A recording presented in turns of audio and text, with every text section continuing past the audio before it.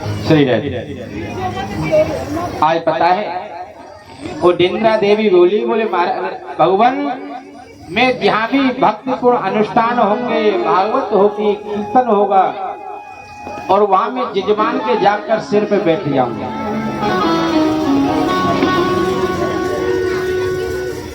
और महाराज उसको ऐसी नींद आएगी, ऐसी नींद आएगी, ऐसी नींद आएगी कि वो भगवान को उस चर्चा का रसपान नहीं कर पाएगा।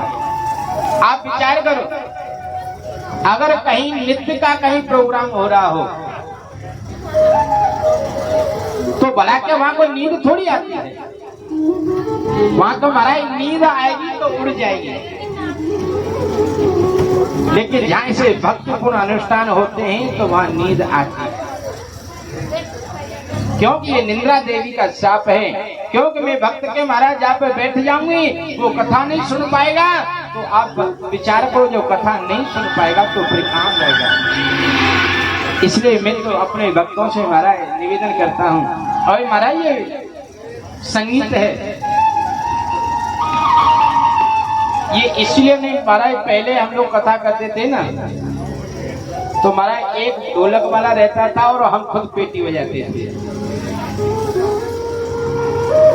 बस कथा में कोई एक दो भजन ले लिया तो ले लिया, नहीं थे। लेकिन अब क्या है, पहले अब भाव नहीं है। अब क्या है कि थोड़ा सा प्रपंच ज्यादा है, आलस आएगा, नींद आएगी, इधर उधर की चर्चा है। इसलिए महाराज बीच बीच हम संगीत चलाते हैं कि कम से कम हमारा जो भक्त है वो सोए नहीं, नींद नहीं आए। इसलिए बड़े भाव से, बड़े प्रेम से भगवान से क्या बोले, भगवान ने क्या बोले, देवी लेकिन हमारे यहाँ खूब कीर्तन होंगे महाराज, बड़े बड़े डीजे बजाएंगे, साउंड लगाएंगे। लेकिन फिर बोले महाराज जब चाहे आओ, डीजे बजाओ चाहे साउंड बजाओ, कुछ भी कितना भी शोरगुल हो, लेकिन जब मैं बैठूंगी तो बैठूंगी। क्योंकि आप विचार करो कितना साउंड चल रहा है।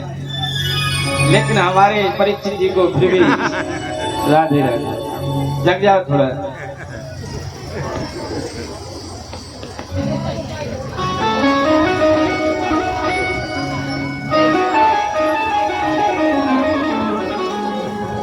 श्री राधे। एक तो क्या है महाराज, इतना ही प्रेशर है इनके ऊपर, नीचे से ऊपर भाग दौड़ दुनिया भर का।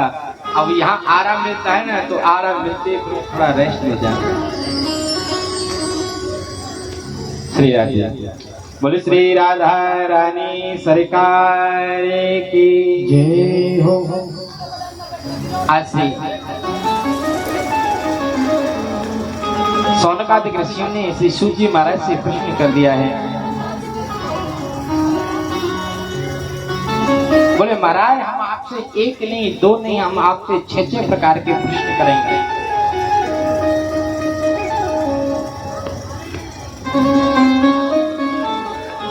बोले महाराज पहला प्रश्न हमारा ये है कि मानव का परम धर्म क्या है?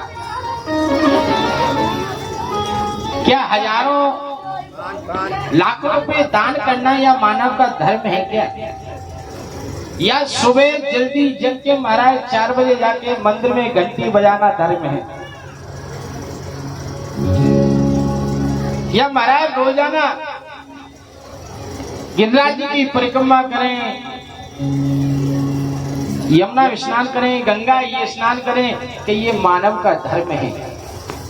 बोले महाराज आप प्राणों के ज्ञाता हैं, शास्त्रों के ज्ञाता हैं, आप विद्वान हैं, आपसे कोई तर्क नहीं कर रहे हैं, हम आपसे जिज्ञासा बस प्रश्न कर रहे हैं महाराज। क्योंकि हमारे गुरुजन कहते हैं कि संत ब्राह्मणों से कभी तर्क नहीं करनी चाहिए।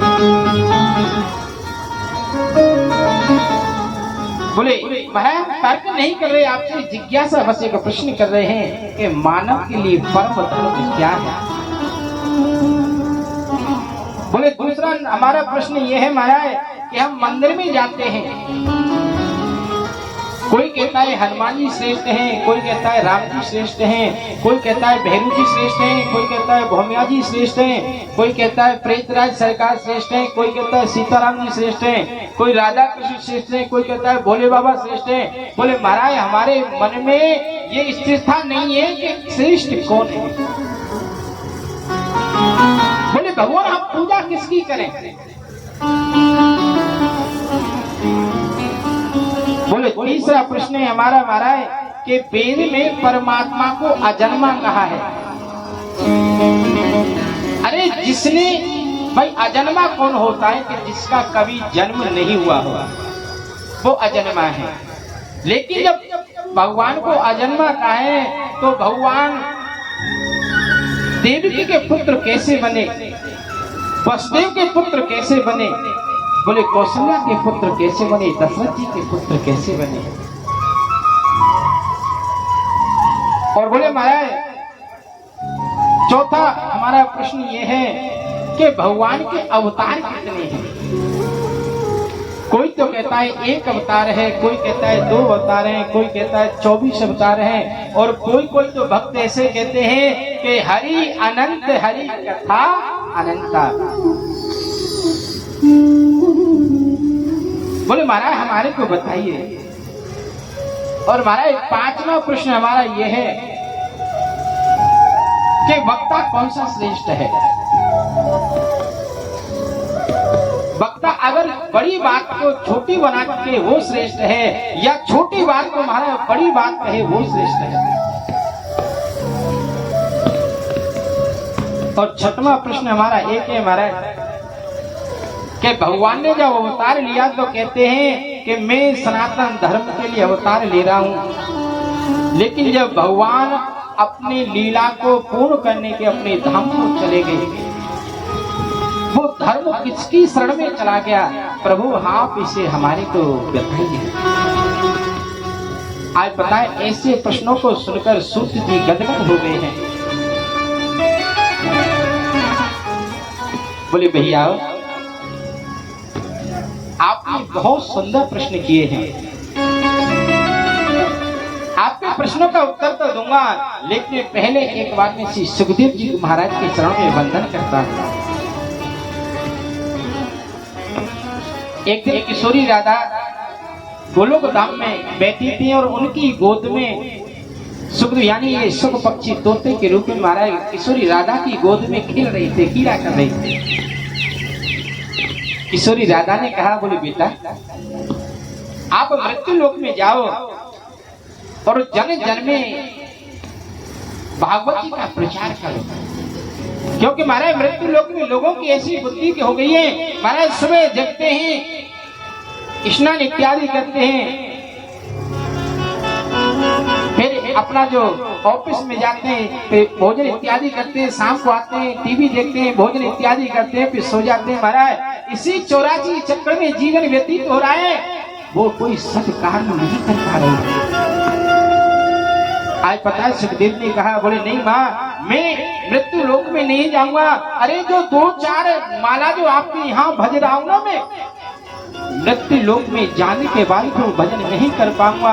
अरे वहां तो फिर यही रहेगा, मेरी मम्मी है, मेरे पापा हैं, मेरी बहू है, मेरे बेटा है, और सुबह से शाम तक महाराज 99 पूरे के चक्र में जीवन व्यतीत हो जाता है। बोले राधे राधे। बोले जो 2-4 माला आपकी जो भजन कर रहा हूँ ना वो छूट जाए, क्योंकि आपने देखा होगा सुना होगा कि भगवान जो बच्चा घर में होता है ना तो भगवान का बड़ा के निवेदन करता है भगवान से, बोले प्रभु अब के इस गर्भ से निकाल दे, क्योंकि गर्भ महाराज इतनी पीड़ा होती है कि गर्भ भाषम समम दुखम न भूतो न भविष्यति। गर्भ में इतनी पीड़ा होती है जीव को कि न तो कभी हुई है और न कभी जीवन में होगी। और उस समय उल्टा लटका रहता है, कहता है महाराज एक बार निकाल दो, मैं आपको इतना भजन करूंगा, इतना भजन करूंगा, इतना भजन करूंगा कि मेरे जीवन की दोबारा इस गर्भ में आने के लिए मेरी जरूरत नहीं पड़ेगी। लेकिन जैसी महाराज वो पृथ्वी पर आता है और पूरे वो वायदा भूल जाता है और फिर 84 के चक्र में लग जाता है। बोले महाराज मैं नहीं जाऊंगा, लेकिन किशोरी राधा ने कहा तो आज पता है सुखदेव जी आज कैलाश पर्वत पे और एक सुख यानी तोते के रूप में एक पक्षी के गर्भ में प्रवेश कर गए हैं और वही महाराज कैलाश पर्वत पर रहते हैं हमारे भोले बाबा और माता पार्वती जी। आज नारद जी के मन में विचार आया कि भाई कैसे भी न कैसे आज अब सुखदेव जी की उत्पत्ति होनी चाहिए। ऐसा क्या करें कि सुखदेव जी का हमारा उत्पत्ति हो। आज मन में विचार करने लगे हैं कि मेरे द्वारा लक्ष्मी नारायण में तो कई बार विवाद हो चुका है, ब्रह्मा और ब्रह्मा की पत्नी में कई बार विवाद हो चुका है। बोले मैं कोई ऐसा उपाय करूं कि भोले बाबा और माँ पार्वती में कोई न कोई विवाद करा दूं, क्योंकि जब तक भोले बाबा और माता पार्वती में विवाद नहीं होगा, जब तक सुखदेव जी का आवरण नहीं होगा, उनकी उत्पत्ति नहीं होगा, उनका अवतार नहीं होगा। आज बताए नारद जी सीधे नारायण नारायण करते हुए कैलाश पर्वत पर गए हैं और महाराज बाबा ने कहा किधर जा रहे हो? कि आज माता जी के यहाँ जा रहे हैं। आज माता जी के पास गए हैं, माता जी ने बहुत सम्मान किया है नारद जी का। नारद जी के महाराज सुंदर सुंदर पात्र में लड्डू रखे, गरम गरम दूध लेके आई हैं। बोले अब आज नारद जी बड़ा भाव से पा रहे हैं। आज माता जी ने प्रश्न कर दिया, बोले महाराज क्या बात है? बोले आजकल बहुत दिनों में दर्शन दी हुई, क्या बात है? आजकल आना जाना बंद कर रखा है, क्या कारण है? आज नारद जी बोले माँ ऐसी तो कोई बात नहीं है, लेकिन आजकल क्या है कि लोगों के अंदर दिखावटीपन ज्यादा रह गया है।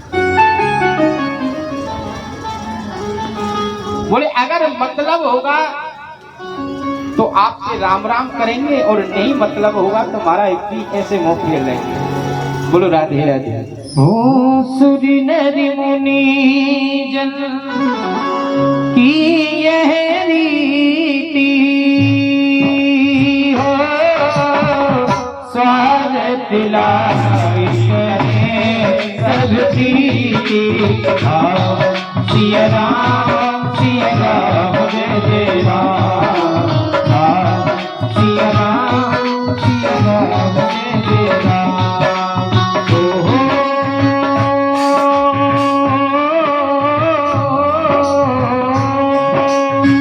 सूर्य नरि मुनि जन की यह रीति, स्वागत लाई सब प्रीति। सिया राम जय राम, सिया राम जय राम। बोले माता जी आजकल जितने भी है ना, सबकी सुर की नर की मुनि सबकी महाराज ऐसी नीति हो गई है कि मतलब हुआ तो याद कर लिया, नहीं मतलब हुआ तो राधे राधे। आज पता है बोले माता जी आजकल कोई किसी से प्रेम नहीं करता है, सब दिखावटीपन है। आज जैसी ये कहा ना, आज पता है माता जी के, अरे भैया ये देखो पानी की प्रसाद की कोई व्यवस्था हो तो अगर आपकी इच्छा हो ना तो हम 10-5 मिनट का लंच कर देंगे, लेकिन ये पानी की व्यवस्था क्यों? कि इस पानी में कथा का जो आनंद है ना, और महाराज कथा तो हम बोल रहे हैं, प्यास तो हमको लगनी चाहिए, आपको हमारे बैठे बैठे प्यास लग रही है। बोले राधे राधे। ये पानी की व्यवस्था अगर ऐसी कोई हो तो हम 10 मिनट का आपको लंच कर देंगे, उसमें पानी बाथरूम जो भी जाना चाहे वो करें, लेकिन कथा के बीच में ये कोई व्यवस्था नहीं है। अगर जिसको प्यास लगी है वो पुनः अपने स्थान से धीरे से इशारे से उठे और अपना जलपान करके चुपचाप अपने स्थान पर बैठ गए।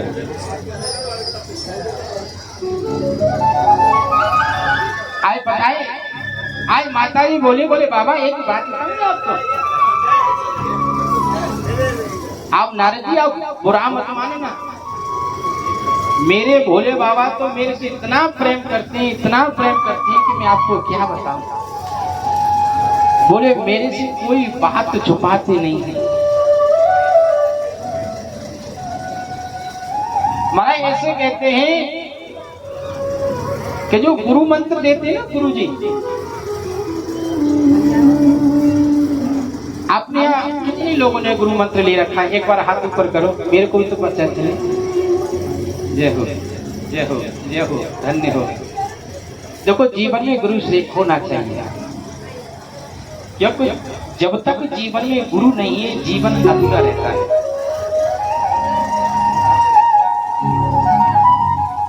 तो आपने गुरु बनाए हैं तो आपने ये देखा होगा कि जो गुरु जी गुरु मंत्र देते हैं ना कान में, तो उस समय महाराज एक पीताम्बरी या कोई चादर या कोई शॉल, तो महाराज उसको खुद ओढ़ेंगे और शिष्य को ओढ़ाएंगे और उसके कान में ऐसे मंत्र फूंकते हैं, इससे बोलते हैं कि वो मंत्र किसी को सुनाई नहीं पड़े, क्योंकि विधान है महाराज कि गुरु मंत्र जब जापते हैं ना तो माला एकदम ऐसे चले। लेकिन आजकल तो महाराज शास्त्रों का ऐसा विधान है, जो महामंत्र होते हैं ना, गायत्री मंत्र है, महामृत्यु मंत्र है और भी कई प्रकार के मंत्र हैं, इनका जोर से उच्चारण को नहीं करते हैं। ऐसा विधान है कि जितना इसको गुप्त रखो उतना ही ये फलदायी रहते हैं। लेकिन आजकल तो महाराज ये एक मशीन सी चली है, हरे राम राम राम हरे हरे, ओम नमः शिवाय, और उसमें गायत्री मंत्र भी है, ओम नमः भगवते, कई प्रकार के मंत्र हो, महाराज को जोर जोर से उच्चारण होते हैं। लेकिन मैं आपसे विशेष करके एक नियम बता दूं, गुरु मंत्र हो या गायत्री मंत्र हो, कोई मंत्र हो, उसको जोर से उच्चारण नहीं करते हैं, उसका मन ही मन में जाप करते हैं। बहुत अच्छी बात है जिसने गुरु मंत्र लिया है, लेकिन नियम है हमारा गुरु मंत्र का भी। ये नहीं है कि आपने गुरु मंत्र ले लिया बस राधे राधे।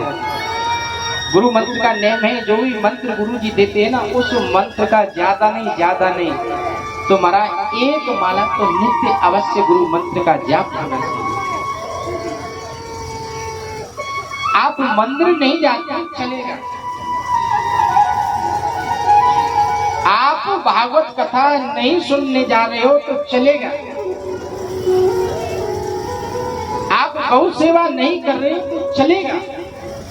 लेकिन अगर आपने गुरु मंत्र धारण किया है और अगर आपने गुरु मंत्र का जाप नहीं किया है तो ये आप बहुत बड़ा अपराध कर रहे, वो नहीं चलेगा। मैं तो अपने जो भी भक्त हैं, माताएं, भैया हैं, बुजुर्ग हैं, सबसे कहूंगा जिसने गुरु मंत्र धारण किया है, जिसने गुरु मंत्र ले रखा है, उनको वो सब काम छोड़े, लेकिन एक माला अवश्य करें।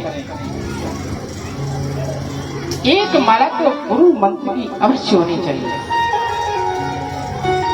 शास्त्र में ऐसा वर्णन करा है कि अगर गुरु मंत्र हमने जाप नहीं किया है और हमने कुछ खान पान किया है तो अब आपको मैं क्या बताऊं, उसका बहुत बड़ा अपराध होता है। इसलिए गुरु मंत्र का जाप अवश्य करें। और अगर आपको याद नहीं है, आप भूल गए हो, लेकिन महाराज मैं आपको क्या बताऊं, आजकल तो महाराज हमारे कई जजमान है जयपुर में, और महाराज वो तो बस वहां के जो मठाधीश हैं, जो स्थानधारी हैं, उनको ही पता नहीं कि हमारा गुरु मंत्र क्या है, हमारी संप्रदाय क्या है, हमारा अखाड़ा क्या है। महाराज इसका भी बड़ा नेम होता है। अरे ऐसी थोड़ी, लेकिन अब तो एक ही है महाराज, जय गुरुदेव जय गुरुदेव जय गुरुदेव जय गुरुदेव। अब तो यही मंत्र है। हमारे कई हैं हमारे संपर्क में, हमने कहा कि भैया आप कौन सी संप्रदाय से हो, आपका स्वरूप क्या है, आपका अखाड़ा क्या है? तो बताए हमसे उन्होंने एक ही कहा, बोले महाराज हमारे को तो और तो कुछ पता नहीं है, बोले हम तो एक ही जानते हैं कि हमारी तो पहले से ही एक ही परंपरा चली आई है, जय गुरुदेव माधव स्वामी जय गुरुदेव। बोले राम राम। अरे ये तो नाम हो गया, अरे गुरु मंत्र तो अलग चीज होती है। इसलिए महाराज गुरु को भी चाहिए कि अपने चेलों का मार्गदर्शन करें।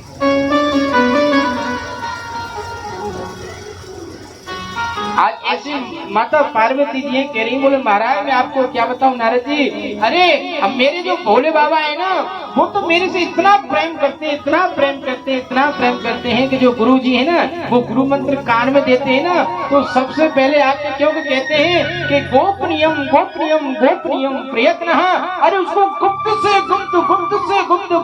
गुप्त रखो, किसी को पता नहीं चलना चाहिए। लेकिन पता है मेरे भोले बाबा तो ऐसे ही कि सबसे पहले आकर वो गुरु मंत्र मेरे को बताया, बोले देवी बोले हाँ, बोले हमारे आज गुरुजी ने हमारे को ये गुरु मंत्र दिया है। आज पार्वती जी बोली, बोले महाराज ये तो बहुत अच्छी बात है, और मैं तो ऐसे कह रहा हूँ कि आपका और बाबा का प्रेम दिन दूना और रात चौगुना बढ़ता रहे, खूब बड़े।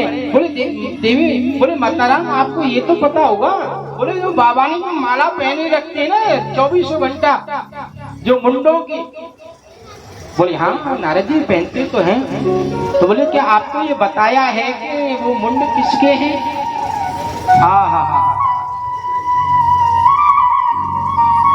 अब तो महाराज पार्वती जी का महाराज सीन दिमाग एकदम चकराने लगा है। बोले नारद जी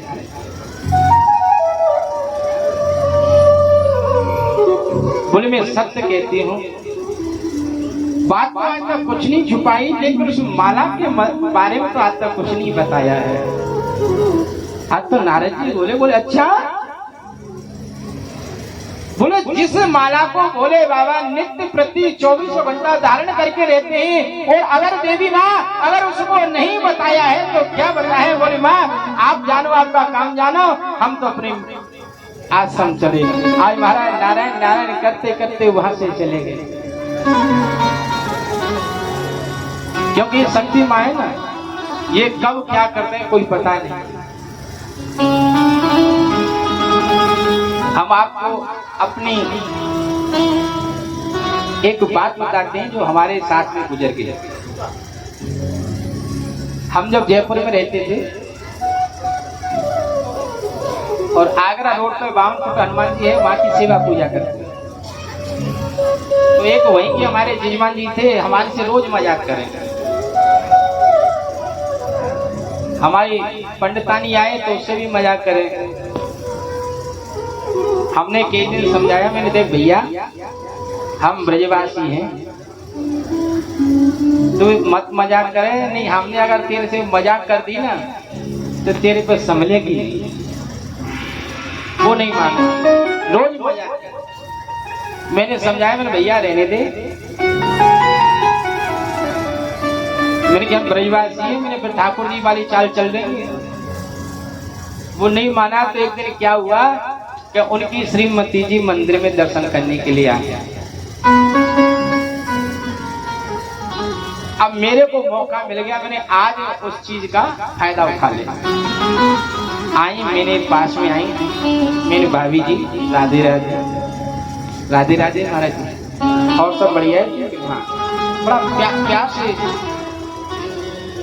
बात की। मैंने की भाभी जी आप भैया को समझाती नहीं हो क्या? बोली क्या बात है सो महाराज? मैंने कहा क्या आपको पता नहीं है क्या?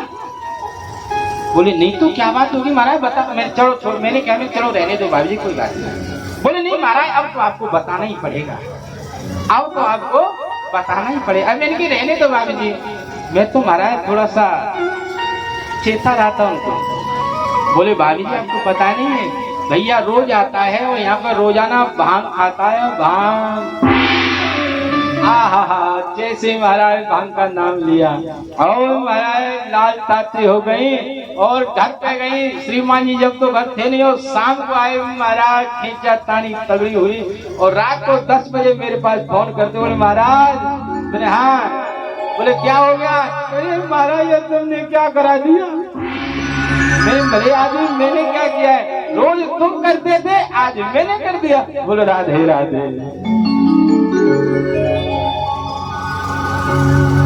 तो ये मैया है ना, कब किस बात में विश्वास करने कोई पता नहीं।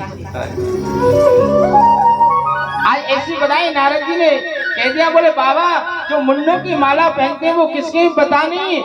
आज बताए नारद जी बाबा के पास गए, बोले बाबा नारद कैसे?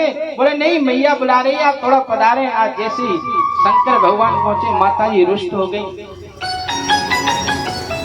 माता जी ने कहा महाराज मेरे को तो आज पता है, आप तो काले से क्या, आप ऊपर से तो ऊपर, आप तो अंदर से भी काले हो। बोले देवी काला तो वो होता है जो कपट करता है। अरे मैं तो इतना दयालु हूँ कि आपसे आपने कोई कपट नहीं किया है। बोले तो महाराज ये किस सोच के गले में माला धारण किया, किस सोच के मुंडे हैं ये बताया नहीं। बोले देवी अगर वास्तविक अगर मैंने आपसे प्रेमी है तो ये मुन्नों की माला ही है। आओ तो माता पार्वती जी का मन और महाराज गुस्सा चढ़ गया। बोले राम राम ये कैसा नेम है कि मेरे को बार बार मरना पड़ता है और आप कभी मरते नहीं हो। और आपने ऐसी कौन सी औषधि खाई है? अरे आपने ऐसी कौन सी दवाई खाई है कि आप अमर हो और मेरे को बार बार मरना पड़ता है? आज बता मेरे भोले बाबा बोले देवी मैंने श्रीमद् भागवत कथा रूपी अमृत का पान किया है। अब तो माता जी बोले बाबा वो तो मुझे भी, मेरे को भी कराइए, मेरे को ही कराइए। आज बोले बाबा ऐसे नहीं, मैं जब कथा श्रवण कराऊंगा आपको तो मैं अपने नेत्र बंद के कराऊंगा और मैं आप सुन रहे हो को नहीं सुन रहे हो तो आपको हुंकरा देना पड़ेगा। जैसे कई बूढ़ी मैया होती ना अपने बच्चों को कहानी सुनाती है। आजकल तो कहानी की प्रथा ही छूट गई महाराज। नहीं पहले जमाने में कहीं मेला होता था, कहीं कोई सत्संग होता था, कोई बात तो वहां हमारा कहानी के सहारे से ही पूरी रात गुजर जाती थी। तो आज भोले बाबा बोले देवी तो आपको ये मेरे को आवाज कराना होगा कि आप कथा सुन रही हैं कि नहीं सुन रही हैं। इसलिए बोले बाबा मैं हुंकरा भरूंगी। आज भोले बाबा वक्ता बन गए, माता पार्वती श्रोता बन गई। और सज्जनों वहीं पे एक तोता और पक्षी रहते हैं, उसका एक अंडा है और बर्फीली हवा से अंडा फूट गया और उस सुख अंडे को छोड़ उसके माता पिता वहां छोड़ के चले गए। आज जैसे प्रथम दिन की कथा प्रारंभ हुई और शाम को समापन हुआ, वह उस कथा के प्रभाव से उस कंडा साबित हो गया। दूसरे दिन की कथा प्रारंभ होकर समापन की तरफ गई तो उस अंडे के अंदर जीव का प्रादुर्भाव हो गया और महाराज तीसरे दिन कथा के प्रभाव से वो अंडा से फूटकर एक सुख नाम का छोटा सा तोता का बच्चा प्रकट हो गया है। ये बच्चों को पीछे शांत करा के आइए, बच्चे पीछे अल्लाह कराइए। कोई एक सज्जन जाए पीछे बच्चों को समझ, महाराज आपकी नहीं कोई बात मानेगा, आप बैठो चुपचाप, कोई यहीं से जाएंगे।